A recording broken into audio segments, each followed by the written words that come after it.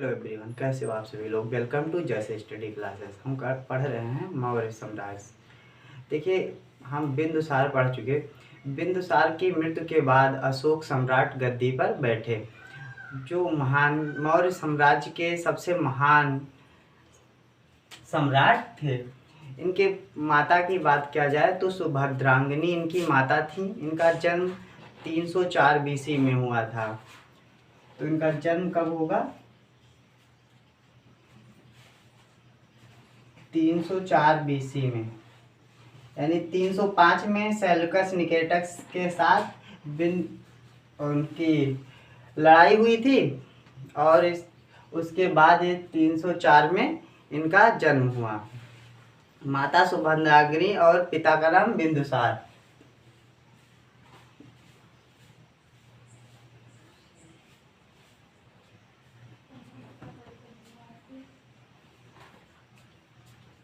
सुभद्रांगी, पिता बिंदुसार।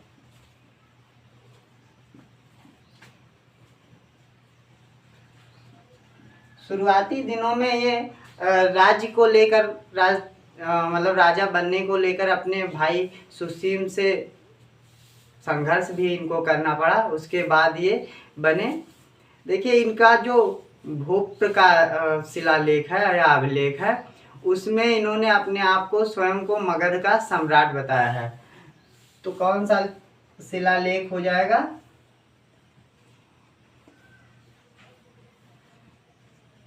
भूर का शिलालेख या अभिलेख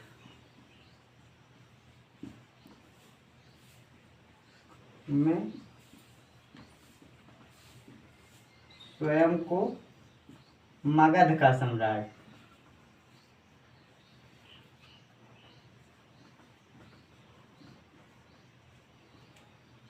बताया। इन्होंने स्वयं को सम्राट बताया मगध का इस शिलालेख के द्वारा। देखिए, इनके शिलाओं की जो खोज है टी फैंथले ने की थी। टी फैंथले ने इनके शिलाओं को 1750 में खोजा था। तो जो इनके अभिलेख हैं या शिलालेख हैं, अभिलेख की खोज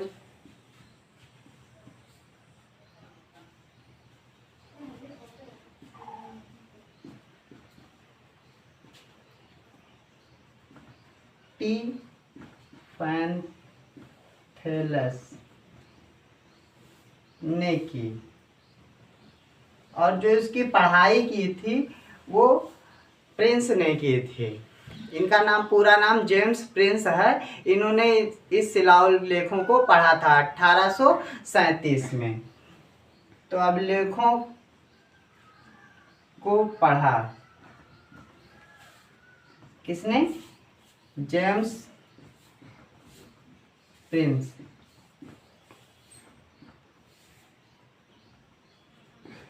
प्रिंसअप या प्रिंसर, कहीं कहीं प्रिंस और कहीं कहीं प्रिंसअप भी लिखा मिलता है। तो इनके शिलालेखों की पढ़ाई इन्होंने की। देखिए, ये शिलालेख जारी कराने वाले प्रथम शासक थे। शिलालेख क्या होता है, आपने देखा होगा, जब जाते हैं किसी मार्ग पर तो मार्ग पे एक बोर्ड लगा होता है और उस पर लिखा होता है कि ये जो मार्ग है ये आपके इन मंत्री या इन विधायक या ये इन लोगों के द्वारा निर्माण कराया गया है। तो उस समय तो इस तरह के जो इंक थी उनका विकास या खोज नहीं हुआ था। तो क्या करते थे, बड़े बड़े पत्थर को कटा के उस पर लिखवा देते थे। वही होते थे शिलालेख या अभिलेख। शिला मतलब पत्थर होता है। तो इनके जो अभिलेख हैं वो विभिन्न जगह पर विभिन्न विभिन्न लिपियों में मिले हैं। जैसे भारत में जो हो जाएगा वो ब्राही लिपि में इनके अभिलेख मिलते हैं। भारत के जितने भी अभिलेख हैं वो किस में मिलते हैं? भारत के अभिलेख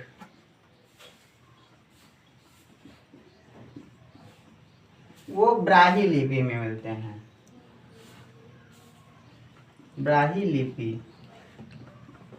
यहीं पर बात किया जाए पाकिस्तान, जो पाकिस्तान का इलाका इस समय पाकिस्तान है, पहले अपने इंडिया में हुआ करता था, तो इसमें ख्रोष्टी लिपि मिलती है। और अफगानिस्तान की अरमकाई लिपि में मिलती है। तो पाक लिख देते हैं। पाक, वैसे पाक है नहीं, पाकिस्तान, पाकिस्तान के ही इरादे जो होते हैं, पाक मिस होता है पवित्र, लेकिन उसके इरादे जो होते हैं सदैव नापवित्र ही होते हैं। तो एक खरोष्टी लिपि में,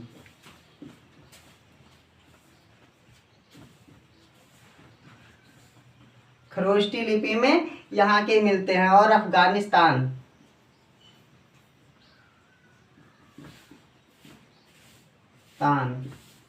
अफगानिस्तान की बात किया जाए तो अफगानिस्तान के अरमकोई लिपि में, अरमोरुकाई लिपि में मिलते हैं। वहीं पर बात किया जाए तुर्की वाले क्षेत्र में, जो ग्रीक का क्षेत्र आता था एशिया के, तो जो तुर्की का है वहाँ पर ग्रीक लिपि में अभिलेखों को जारी कराया था। यानी एशियाई, तुर्की का क्षेत्र ब्रैकेट में एशिया, तो यहाँ के अभिलेख किस में मिलेंगे? ग्रीक लिपि में, ग्रीक लिपि में यहाँ के अभिलेख मिलेंगे। वहाँ ये अपने जो राज्य के बारे में जानकारी देता था कि हम कैसे राजा हैं या हम कैसे राज्य करते हैं, हम क्या क्या सुविधाएं उपलब्ध कराए हैं, तो इनकी जानकारी हमको अभिलेखों से मिलती है। देखिए, अशोक के जीवन काल का जो सबसे अहम चीज़ है वो कलिंग का युद्ध है। कलिंग जो वर्तमान का उड़ीसा है, हम कलिंग के युद्ध के बारे में जान लेते हैं। कलिंग का युद्ध, देखिए ये राज्य जब राजा बने तो उसके 8वें वर्ष के बाद ये कलिंग का युद्ध हुआ। यानी 8 साल ये राजा हो चुके थे, फिर उसके बाद कलिंग का युद्ध हुआ। इसके लिए अनेक जो विद्वान हैं अपना अपना अलग अलग मत देते हैं। कुछ विद्वानों का मत है कि इन्होंने कलिंग से हाथी मांगा था और कलिंग ने हाथी देने से इनकार कर दिया। जब हाथी देने से इनकार कर दिया तो उस पर चढ़ाई कर दिए, मतलब युद्ध उनके साथ हुआ। कुछ विद्वानों का मत ये है कि ये अपना राज्य विस्तार करना चाहते हैं, तो राज्य विस्तार करने की इच्छा से इन्होंने उनको अपने राज्य में मिलाने के चक्कर में युद्ध कलिंग का हुआ था। और एक अन्य विद्वान का मत है, मतलब एक अन्य विद्वान लोग कहते हैं कि इनकी जो प्रेमिका थी वो कलिंग में रहती थी, उससे जब शादी का प्रस्ताव किए तो वहाँ के लोगों ने मना कर दिया। कलिंग के युद्ध से बड़ा परिवर्तन आया। कहते हैं कि जब इनकी प्रेमिका को वहाँ के कलिंग में जो है पुरुष और स्त्री दोनों लड़ते थे, युद्ध लड़ते थे। फिर उसके बाद जब इन्होंने मारा और इनकी प्रेमिका का सर इन्हीं के हाथ तलवार से कट गया, तो इनके अंदर क्या हुआ, एक अलग से भावना उत्पन्न हुई कि जिसके लिए हमने सब किया वही हमने अपने हाथों से सब बेकार कर दिया। तो फिर उसके बाद ये बौद्ध धर्म की तरफ अग्रसर हुए। तो ये कलिंग क्या है, वर्तमान का उड़ीसा है, और कलिंग की राजधानी तोराली थी। ये वर्तमान का उड़ीसा है, उड़ीसा। कलिंग की राजधानी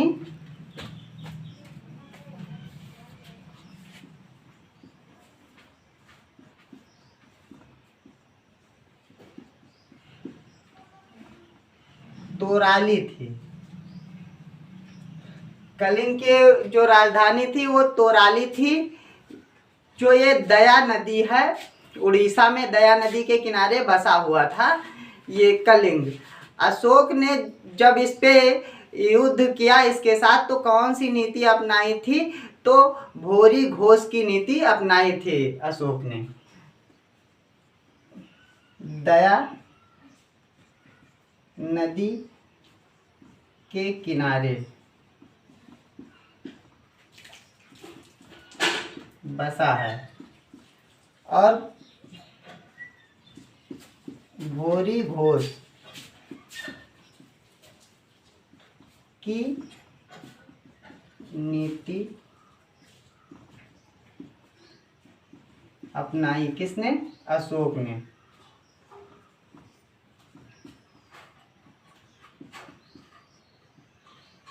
अशोक ने भोरी घोष की नीति अपनाई। फिर इसके बाद इसने जो नीति है उसको त्याग दिया था घोरी घोष की नीति, दोबारा फिर इसने युद्ध नहीं किया अपने जीवन में। इसके बाद अशोक ने जो नीति मतलब कलिंग युद्ध के होने के बाद जिस नीति को अपनाई वो नीति थी बौद्ध धर्म की, शांति की नीति थी।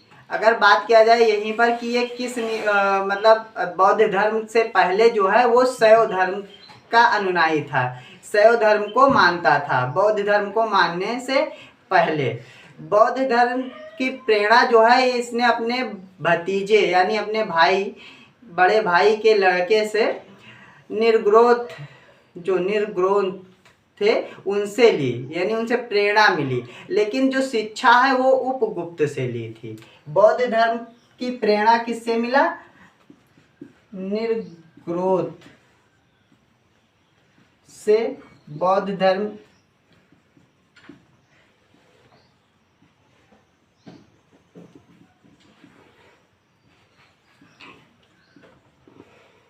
प्रेरणा मिली। बौद्ध धर्म की शिक्षा, बौद्ध धर्म की शिक्षा उपगुप्त से ली थी।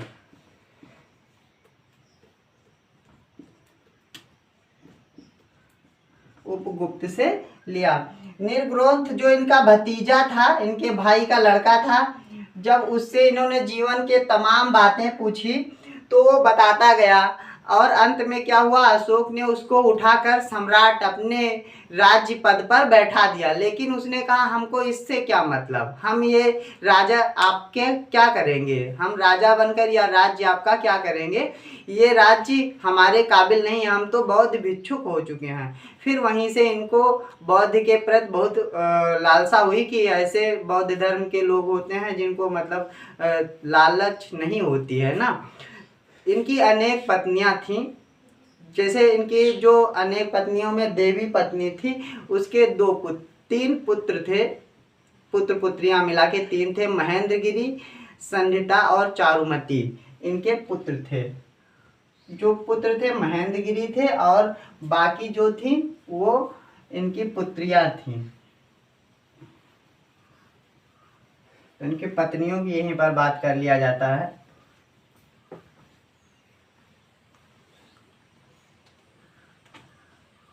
पत्नी देवी,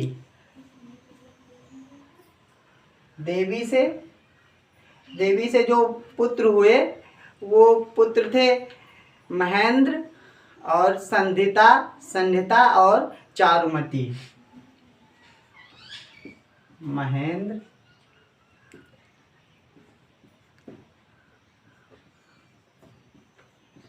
संधिता, चारुमती।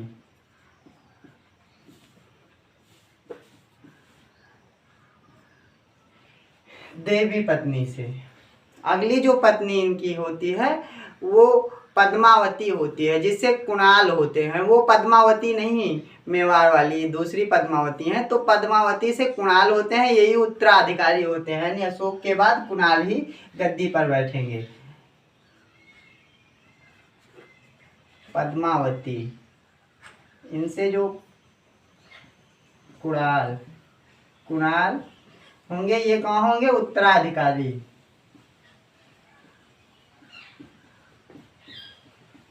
उत्तराधिकारी।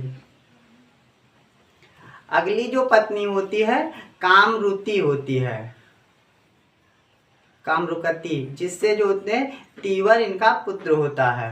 ये हो गए। उसके बाद इन्होंने क्या किया, बौद्ध धर्म के तीसरे संगीत का आयोजन कराया पाटलिपुत्र में। तो तृतीय बौद्ध संगीत का आयोजन किसने कराया था? तो अशोक ने।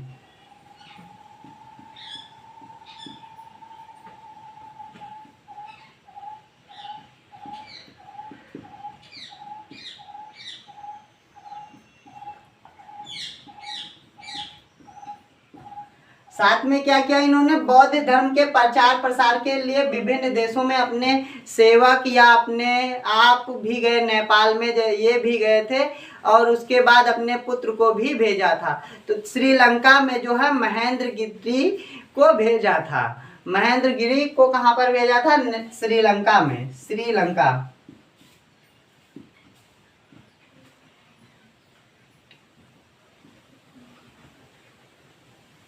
महेंद्र, और वहां पर ये बौद्ध धर्म को श्रीलंका में इतने मतलब जो शासक थे इतना ज्यादा प्रसन्नचित हुए कि इनका एक उपनाम है देवानाम प्रियदर्शनी, ये इनका नाम है अशोक का। तो उन्होंने भी प्रियदर्शनी की उपाधि धारण की स्वयं से, प्रियदर्शनी।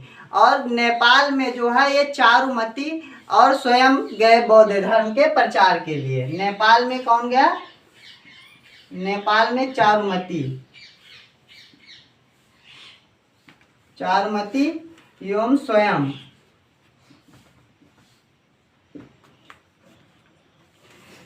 चारुमती ने नेपाल में अपने पति के नाम से संबंधित देवी पाटन नामक एक ग्राम की स्थापना की, मतलब नगर की स्थापना किया चारुमती ने।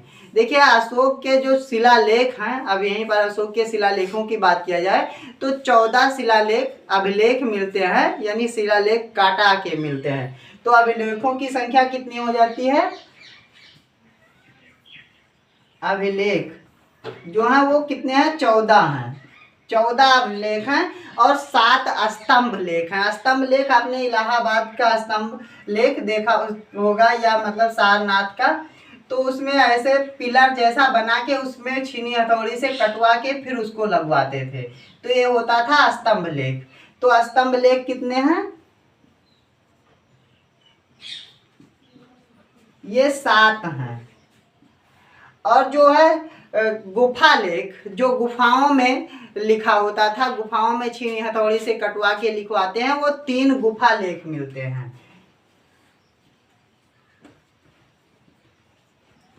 गुफा लेख जो है उनकी संख्या 3 है। अभिलेखों की बात किया जाए तो सबसे पहला जो अभिलेख है इसमें क्या मिलता है? तो इसमें पशुबल की जो है निंदा करता है अशोक। पशुबल की निंदा किसमें है? प्रथम अभिलेख में है। साथ में कहता है कि समस्त प्रजा हम मेरी संतान है। तो प्रथम अभिलेख में पशुबल की निंदा, साथ में प्रजा को क्या कहता है? संतान।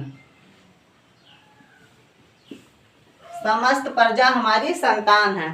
दूसरे जो शिलालेख है उसमें पशु शिक्षा वो चिकित्सा, पशु की शिक्षा कहाँ होगी, पशु की चिकित्सा के बारे में, और दक्षिण के राज्य चोर चोल और पारमार के उल्लेख मिलते हैं। तो दूसरे में है क्या? दक्षिण के राज्य के उल्लेख और पशु चिकित्सा, पशु चिकित्सा दक्षिण के राज्य।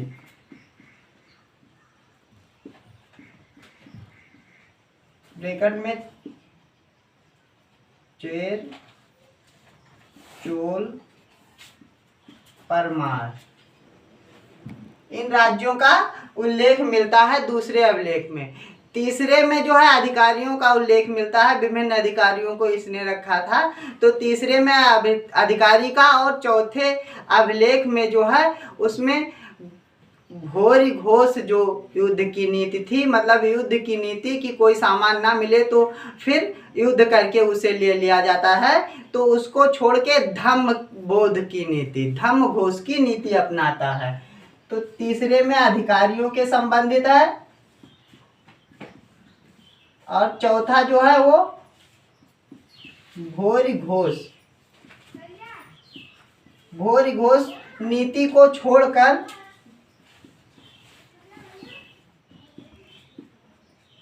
धम्म घोष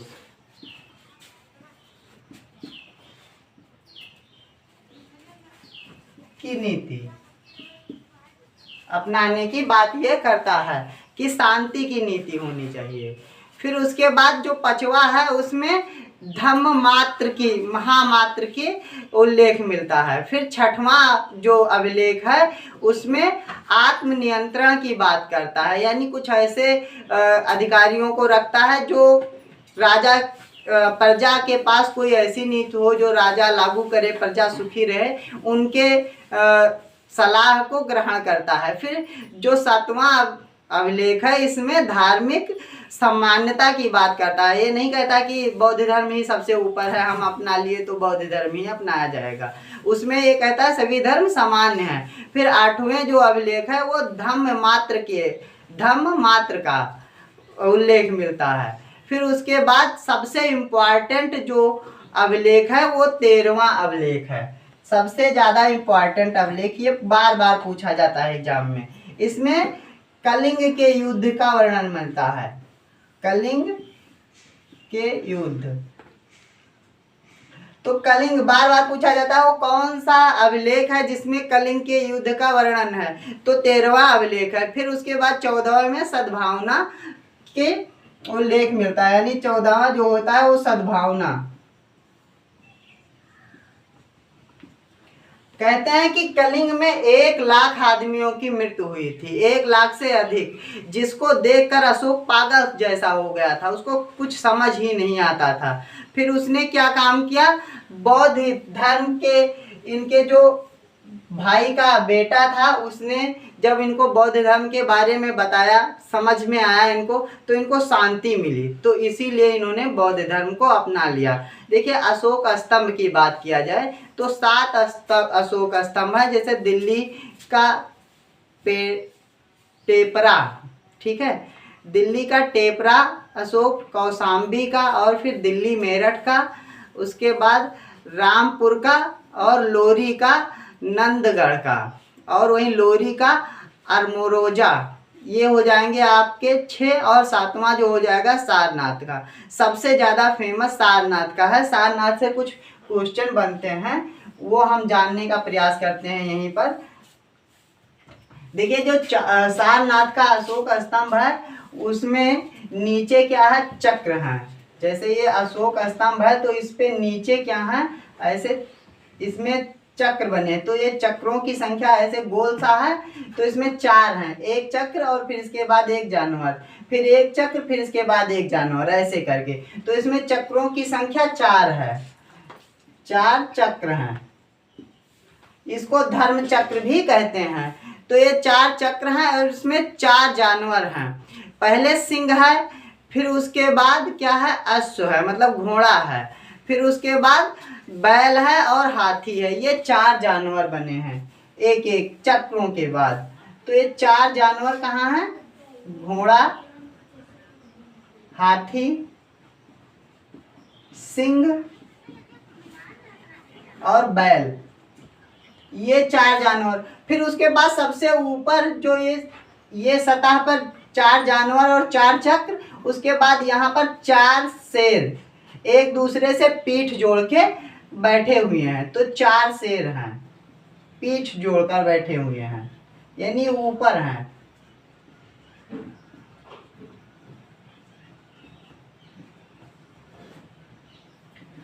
तो कभी कभी एग्जाम में पूछ लेता है कि सारनाथ के अशोक स्तंभ में कुल सिंहों की संख्या कितनी है, तो कुल सिंहों की संख्या 5 हो जाएगी, क्योंकि ये बारी बारी से एक इसमें और 4 ये वाले, 4 शेर, ये 4 शेर यहाँ लिख दो या सिंह लिख दो, सिंह है, तो 4 सिंह ये और एक ये, 5 सिंह हो जाते हैं। और पूछता है कुल जानवरों की संख्या, मतलब कितने वैरायटी हैं, तो 4 प्रकार के, सिंह, बैल, हाथी, घोड़ा, ये हो जाते हैं।